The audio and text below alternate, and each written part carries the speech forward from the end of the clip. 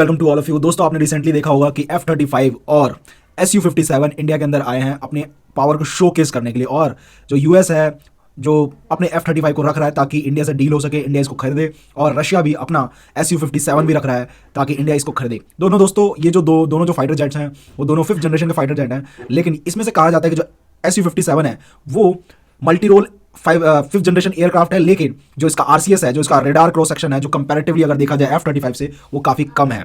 और F-35 जो aircraft है दोस्तों, कमाल का एयरक्राफ्ट है, बिकॉज इसके अंदर जो एवियोनिक्स लगे हैं वो काफ़ी एडवांस है कंपेयर करेंगे Su-57 से। और दूसरी चीज़, ये रेडार में जल्दी दिखता नहीं है, रादर देन वहीं अगर आप Su-57 को देखोगे वो रेडार में फट से जल्दी दिख जाता है, लेकिन जो मैनुअबिलिटी है और जो लॉन्ग रेंज है वो Su-57 की है, F-35 की नहीं है। दोनों में एक फ़र्क है इंजन में। Su-57 में 2 इंजन आता है और जो F-35 है उसमें सिंगल इंजन आता है। और दोस्तों, जो कॉस्ट भी आप देखेंगे तो बहुत ज़्यादा डिफरेंस है।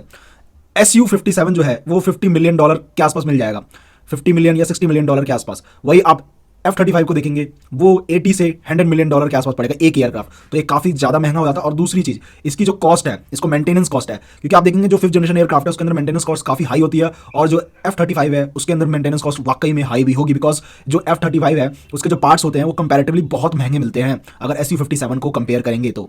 लेकिन वहीं पे हम देखें क्या ये इंडिया की ज़रूरतों को पूरा कर सकता है। देखिए, अगर काम चलाने के लिए कहें, जो बीच में जो गैप बचा, वैक्यूम पड़ा हुआ है, जब तक M का जो प्रोजेक्ट है वो हमारा सक्सेसफुली आ नहीं जाता, सक्सेसफुली जो उसका मॉडल आ नहीं जाता, उसका एयरक्राफ्ट जब तक क्रिएट नहीं हो पाता, तब तक हम किसी 5th जनरेशन फाइटर एयरक्राफ्ट को ले सकते हैं और वहाँ पे हम टेस्ट भी कर सकते हैं 5th जनरेशन एयरक्राफ्ट को कि कैसे मैनेज किया जा सके। क्योंकि हमारे पास इंडिया के पास 5th जनरेशन का कोई भी एयरक्राफ्ट नहीं है। इंडिया का 4.5 जनरेशन है, 4th जनरेशन है, 3rd जनरेशन है। 4.5 जनरेशन का जो लेटेस्ट जो हमने राफेल लिया था वो 4.5 जनरेशन का एयरक्राफ्ट है। देखिए, 5th जनरेशन में ये आ जाता है कि स्टेल्थ टेक्नोलॉजी, और 6th जनरेशन में आपको पता है उसके अंदर AI आ जाता है, उसके अंदर पायलट की ज़्यादा जरूरत नहीं पड़ती, वो खुद ही उड़ता है।